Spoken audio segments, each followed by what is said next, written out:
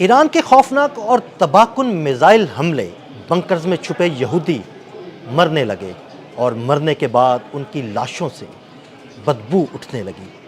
یہ سارا معاملہ کیا ہے؟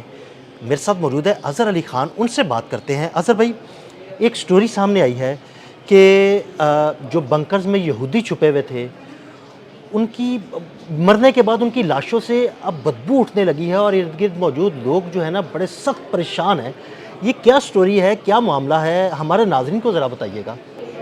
یہ ایسا ہوا ہے کہ تل ابیب میں نا مظاہرے شروع ہو گئے ہیں عادل بھائی، اور مظاہرے یہ بڑی تعداد میں لوگ سڑکوں پہ نکل آئے ہیں۔ ان لوگوں کو ایکچولی بنکرز میں ہونا چاہیے تھا، کیونکہ یہ گھروں سے تو چھوڑ چکے تھے اپنے گھر، انہیں بنکرز میں ہونا چاہیے تھا۔ اب یہ بنکرز میں رہے ہیں کچھ عرصہ، لیکن ان کو اندازہ یہ ہوا ہے کہ وہاں پہ اب رہا نہیں جا سکتا۔ اس کی وجہ یہ ہے کہ وہاں بہت شدید تعفن ہے، بہت زیادہ بدبو ہے، اور وہاں پہ اب سانس لینا محال ہو چکا ہے۔ اس لیے پہلے وہ ایک سے دوسری جگہ جا رہے ہوتے تھے، اندر ہی بنکرز کے اندر ہی، لیکن اب وہ نکل کر باہر آ گئے۔ وہاں ہوا یہ ہے کہ انہیں یہ بتایا گیا تھا کہ جو میزائلز ہیں ایران کے، وہ پینیٹریٹ نہیں کریں گے بنکرز تک، بنکرز بالکل محفوظ ہیں، یعنی بنکرز محفوظ رہیں گے اور ان کی جانیں بھی محفوظ رہیں گی۔ محفوظ رہیں گی۔ لیکن ہوا یہ کہ بنکرز تباہ ہوئے اور اس میں اسرائیلی مر گئے، اور مرنے کے بعد انہیں چونکہ وہاں پہ لوکل سروسز نہیں ہیں میونسپیلٹی کی، تو وہ وہاں سے لاشیں اٹھا نہیں سکے، لاشیں وہاں خراب ہوتی رہیں۔ اس کے علاوہ جو واش رومز ہیں وہاں پر وہ بہت زیادہ استعمال ہوئے، اتنے زیادہ استعمال کے لیے واش روم نہیں بنائے گئے تھے۔ اور آپ نے جیسے عامر بھائی اور آپ نے بھی ایک ولاگ کیا تھا، اور آپ نے بتایا تھا کہ کچھ ایسے وہ بنکرز ہیں جن میں تعفن اٹھ رہا تھا اور جہاں پہ ہوا نہیں جا سکتی تھی۔ مطلب وہ کچھ ایسا ولاگ تھا اور کچھ سٹوریز ایسی آئی تھی کہ وہ بالکل پائپ نما بنکر سے، جیسے بڑے بڑے نالے ہوتے ہیں نا، زیر زمین سیوریج کے پائپس ہوتے ہیں، ویسے پائپ نما بنکر سے ان کے اندر لوگوں کو نا رکھا گیا تھا، اسرائیلی یہودیوں کو رکھا گیا تھا۔ اور میں نے اور عامر بھائی نے اس میں یہ بات کی تھی کہ وہ بنکرز ایسے جیسے بالکل گٹر نما بنکر ہوتے ہیں، تو جب وہ تباہ ہوئے تو ان کو نکالا نہیں جا سکا، ان لاشوں کو۔ بالکل یہاں بھی ایسا ہی ہوا ہے، لاشیں نکالی نہیں جا سکیں، واش رومز بہت زیادہ یوز ہو گئے، پانی کا وہاں پہ انتظام ایسا سچ ہے نہیں، کیونکہ بہت ساری واٹر سپلائیز جو ہیں وہ متاثر ہو گئی ہیں، اور اس کے بعد جو ہے وہ وہاں پر پسینے کی بہت بو ہے، وہاں پہ لوگ نہا نہیں سکتے، بہت عرصے سے نہائے ہوئے نہیں ہیں۔ اور پھر یہ سارے لوگ ایسے تھے جو سمجھتے تھے کہ ایک الارم بجے گا تو وہ تھوڑی دیر کے لیے بنکر میں چلے جائیں گے، وہاں پر محفوظ رہیں گے، اس کے بعد حملہ ختم ہو جائے گا اور باہر واپس آ جائیں گے۔ لیکن انہیں پتہ چلا کہ انہیں 2-3 دن رہنا پڑا، پھر انہیں 2-3 ہفتے رہنا پڑا، پھر انہیں 1 مہینہ اب ہو چکا ہے، اور ساری زندگی ہی ان کو ایسا لگتا ہے کہ بنکر میں گزر رہی ہے۔ پھر ایک نفسیاتی پہلو بھی بہت زیادہ ہے کہ جو ان کے کزنز ہیں، جو ان کے دوست ہیں، وہ مر چکے ہیں، ان کی اطلاع ملتی ہے ان کو مختلف ایپس کے ذریعے، وہ دیکھتے ہیں سوشل میڈیا پہ، تو وہ ان کو ایک الگ ہی نفسیاتی دباؤ پڑتا جا رہا ہے۔ تو وہاں پہ جو سینیٹیشن کے معاملات ہیں خراب ہیں، واٹر کے معاملات خراب ہیں، اور اب وہ باہر نکل کر آئے، انہوں نے کہا کہ اگر ہمیں مرنا ہی ہے تو کم از کم ہم بدبو سے نہیں مرنا چاہتے، ہم اگر کسی حملے میں مارے جائیں تو چلو صحیح ہے، اور کھلی فضا میں رہیں گے تو شاید ہم کچھ سانس لے سکیں۔ یعنی ہم یہ کہہ سکتے ہیں کہ ایرانی حملوں سے بچنے والے یہودی تعفن سے اور بدبو سے مرنے لگے۔ بالکل ایسا ہی ہے، ان کے لیے سانس لینا بہت زیادہ دشوار ہو چکا ہے، اور ابھی جب وہ لوگ باہر آئے ہیں اور مظاہرے کر رہے ہیں اور کھلی فضا میں آنے کے لیے، تو ان پہ بہت ہی وحشیانہ لاٹھی چارج ہوا ہے، بہت بری طرح مارا گیا ہے ان کو۔ اور اس میں ایک خاتون کو جو مارا پیٹا گیا تو وہ یہ چلا رہی تھیں عبرانی زبان میں کہ میری پوری فیملی ختم ہو چکی ہے۔ وہ مختلف جگہ پہ تھے ان کے بچے، وہ نشانہ بن گئے، وہ نہیں رہے، تو وہ ایک خاص شیلٹر میں تھیں، تو اب انہیں بہت زیادہ بدبو فیل ہوئی، تو وہ بھی اس مظاہرے میں شامل ہوئی اور باہر آ گئیں۔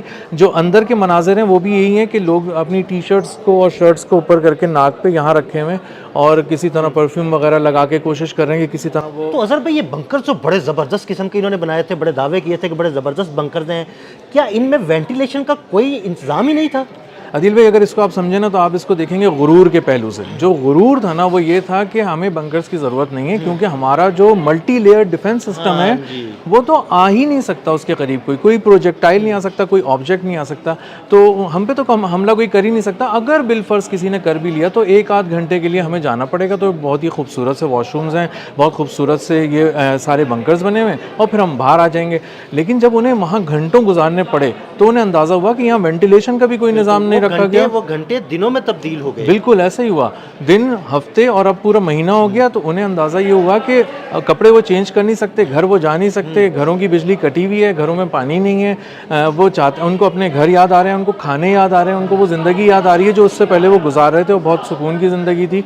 तो अब उनको अंदाज़ा ये हो रहा है कि हम यहाँ कितने दिन और रहना है, ये भी कुछ नहीं पता ना, क्योंकि उनकी जो पूरी जो गवर्नमेंट है वो तो डिसमेंटल हो गई है। अब वो यूनियन काउंसिल आप कह लें उनकी जो वहाँ है, उस सतह पे भी कोई म्यूनिसिपैलिटी का भी कोई इंतजाम ही नहीं रहा बचा ना। देखिए उनका जो भी दिफाई निज़ाम था, उनका थॉट था, पेट्रियट था, एरो था, वो सारे तो नाकाम हो गए और ईरानी मिसाइल मुस्तकिल इसराइल पर गिर रहे हैं, लोगों के घरों को निशाना बना रहे हैं, बंकर्स को निशाना बना रहे हैं। और जिन बंकर्स के बारे में वो दावे कर रहे थे कि वो बंकर्स जो है वो निशाना नहीं बन सकते, वो मिसाइल लगते हैं, वो नीचे पूरा पेनिट्रेट करते हैं और नीचे जाके बंकर्स को तबाह करते हैं। जी ऐसा ही है। और उन्होंने जब अपनी लोकल लोगों से सुना है ना कि उनकी फ़ौजी क़यादत उनसे भी ज़्यादा महफूज बंकर्स में थी, और उनको पता ये चला है कि वो जो मल्टी लेयर जो उन्होंने बनाए हुए थे बंकर्स, उनको पेनिट्रेट करते हुए मिसाइल नीचे तक गए, तो उन्हें अंदाज़ा हो रहा है कि हम तो फिर भी किसी दर्जे के हल्के बंकर्स में हैं।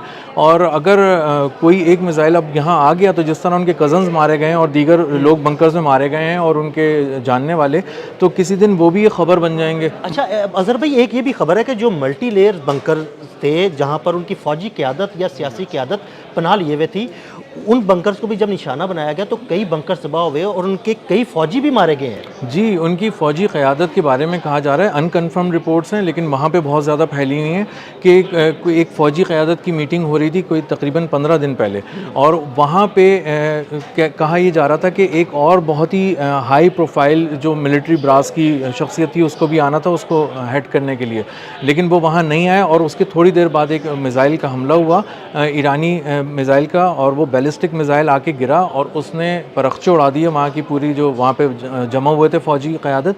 और ये बात इस तरह भी कंफर्म होती है कि जो उनके फ़ौजी हैं, जो उनके दीगर जो उसकी उसमें फ़ौजी हैं, वो अब अपने बंकर्स में भी नहीं जा रहे, क्योंकि उनको अंदाज़ा हो रहा है कि जो फ़ौजी बंकर्स बनाए गए थे वो भी इतने कोई महफूज बंकर्स नहीं हैं। देखिए बड़ी मज़े की बात है कि वो फ़ौजी उन बंकर्स में नहीं जा रहे, और ईरान के पास जो इंटेलिजेंस रिपोर्ट मौजूद है उनको पता है कि कौन कौन से फ़ौजी बंकर्स हैं, और वो ताक कर उन बंकर्स को निशाना बना रहे हैं। बिल्कुल ऐसा ही है, और दुनिया इस बात पर हैरान है, सब चौंक कर रह गए हैं कि ईरान सिर्फ हमले नहीं कर रहा बल्कि बहुत प्रिसाइज अटैक कर रहा है, और उसके कोऑर्डिनेट्स इतने प्रिसाइज होते हैं, और उसकी कोऑर्डिनेट्स के अलावा उसकी जो इंटेलिजेंस है वो बताती है कि 12:05 पे किस जगह पे हमला करना है, जहाँ पर मौजूद फला लोग होंगे जो स्ट्रेटेजिक अहमियत की पर्सनालिटीज़ हैं, और वो लोकेशन भी इम्पॉर्टेंट है, सिर्फ उसको निशाना बनाते हैं। और इसी वजह से अब इसराइलियों को समझ में आ गया कि जो हमसे जो जंग कर रहा है ईरान, दरअसल वो निशाना बना रहा है हमारी फ़ौजी क़यादत को, और फ़ौजी क़यादत हमें मरवाने पर तुली हुई है। हमें तो रखा हुआ है आम सी जगहों पे, खुद छुपे में बहुत अच्छी जगहों पे। और उनकी आज भी एक वीडियो आई है जिसमें उनका जो कौमी सलामती का मुशीर है इसराइल का, वो भी चूहों की तरह छुपा हुआ है बंकर्स के अंदर। और ये वही आदमी है जो आज से कोई 15-20 दिन पहले कह रहा था कि किधर है ईरान की क़यादत, बाहर निकलो, अगर हिम्मत है तो सामने आओ। अब आए ना सामने। अब उसकी हालत ख़राब है, वो किसी से मिल नहीं सकता, आंखें नहीं मिला सकता, और अपने लोगों को जवाब नहीं दे सकता। लोग उसको नोचने पे तुले में, क्योंकि लोगों को अंदाज़ा ये हो रहा है कि ना उनके पास खाना है, ना पानी है, ना पहनने को कपड़े हैं, ना जेब में पैसे हैं, ना मार्केट्स खुली हुई हैं, आप कहाँ जाएंगे। अजहर भाई, एक और ज़बरदस्त बात यह है कि बहुत सारे इसराइल से भागना चाहते हैं।